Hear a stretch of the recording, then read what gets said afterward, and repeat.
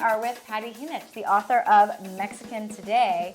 And tell me a little bit about this book, because this is really making Mexican food easy for those of us who maybe don't come to it naturally. Yes, so Mexican Today, it's really about how Mexican cooking can be used every day to your advantage. So you know how there's taco night these days. So there's no reason why there shouldn't be enchilada night or guisado night or stew night, or I mean, there's so many possibilities. And so it's recipes that are found from being lost in different regions of Mexico or that haven't gotten to the US, and then there's new takes on traditionals. Right. Well. And in terms of the recipes that people don't know about, I mean, I think the American audience is sort of interesting because we've really embraced certain things. You know, like Americans will eat more guacamole than probably Mexicans do at this point. Yeah. But are there a lot of recipes where you're like, oh, like Americans, just look at this one? Oh, yes. Oh, all of them in this book. I mean, so many. I think just like guacamole and tacos is like, okay, here's 15 new tacos for you. You know, tacos that Mexicans have enjoyed for generations, or new spins, or new ways of using ingredients. But I think, Ali, that the Americans and the American palate has broadened so widely and so fast. Yeah. I moved to the US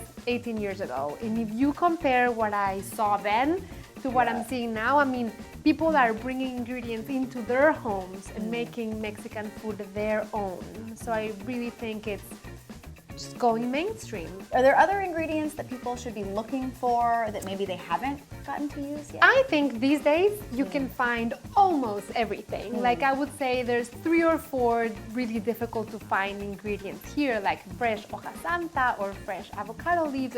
But everything else, I mean, that we have here and that Mexicans use like on a daily basis.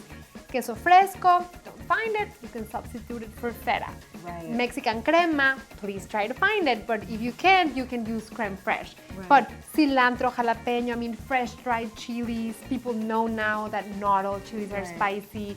Corn tortillas, you have so many different kinds. I mean, I think there's really, today, there's no excuse for saying, oh, I can't find that. It's just bringing it into your home and using it. And really, when you make Latin food, you're adding that, I feel like, joy of life, like extra hospitality that Latinos have. But I think the reality of it is that many of the recipes and the things that we eat are already approachable. So it's just walking people through the steps of, look how easy this is. I mean, the enchiladas that we're gonna make today sound so exotic and complex. You know, it's crab and pea enchiladas with a buttermilk sauce, and you'd say, oh, that is so complicated. It's like, you know, 8 ingredients. It's gonna take 12 minutes and you have a full dinner. So what do we need to get started making these crab enchiladas? Okay, so there's 3 parts to it. One is the filling that we're gonna make, and it's very easy. You're gonna help me? All right. Okay. Yeah, I'll hand things over. So perfect. So the first thing is we have azote pan here. It's over medium-low heat. And I'm going to add about 2 tablespoons of butter, which is so delicious with the crab. I was gonna say. And then we're gonna let the butter melt and bubble a little. Yeah. So you want the butter to be ready for the ingredients. You want it to be hot and bubbling a little, you know, melted. You want to hear that sizzle so that when you add the scallions, ready to receive them.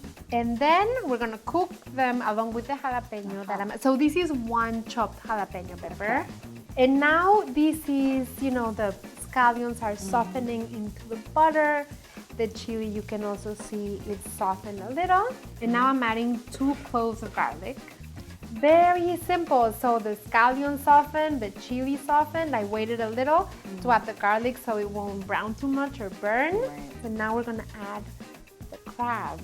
It's jumbo lump, jumbo lump crab, but you can use any kind that you find. We're gonna use a pound, and then we're gonna add those peas. You know, it can be fresh or thawed from frozen. It's like 1.5 cups. And then if you can sprinkle a little bit of salt to taste. You don't want to add the salt just in the end because then the food didn't season properly. No, and then we're gonna add some fresh tarragon. We have 2 tablespoons, dump it all in.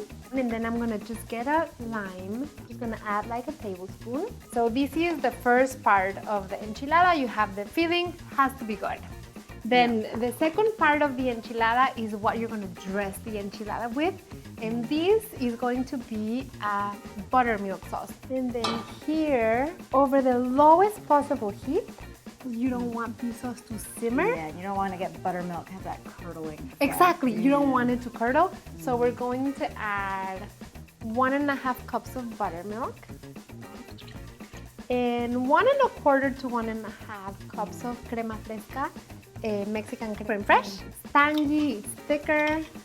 And then look at what we're gonna add. This is ground chipotle chili, which is smoky, it's rustic. Yeah, it gives a lot of depth to it. A lot of depth to it. And I'm just adding, you know, like a 1/4 teaspoon, half a teaspoon. Very little now. Very little. So the sauce Goes is a gonna long way. Goes a long way. We add a little salt to taste,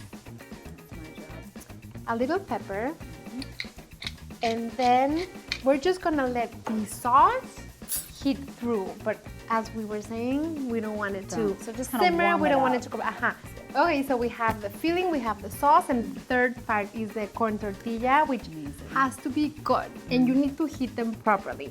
So you need a comal or a cast iron skillet or any pan really, but it has to be preheated so that the tortillas won't stick. And then you want the tortillas to thoroughly heat and lightly toast. And then while the tortillas heat, I'm gonna slice the green part of the scallions. So we have all of our 3 parts ready. What do we do now? So now you have the tortillas ready, and you're gonna dip the tortilla in the sauce, put it on the plate. Then you grab some of the filling. So we have our 3 enchiladas. What do we do to finish them off? Garnish them with the green part of the scallions. And some queso fresco Have to on everything. or feta cheese. But queso fresco is nice. Yeah, if you can do it. It's salty, it's nice.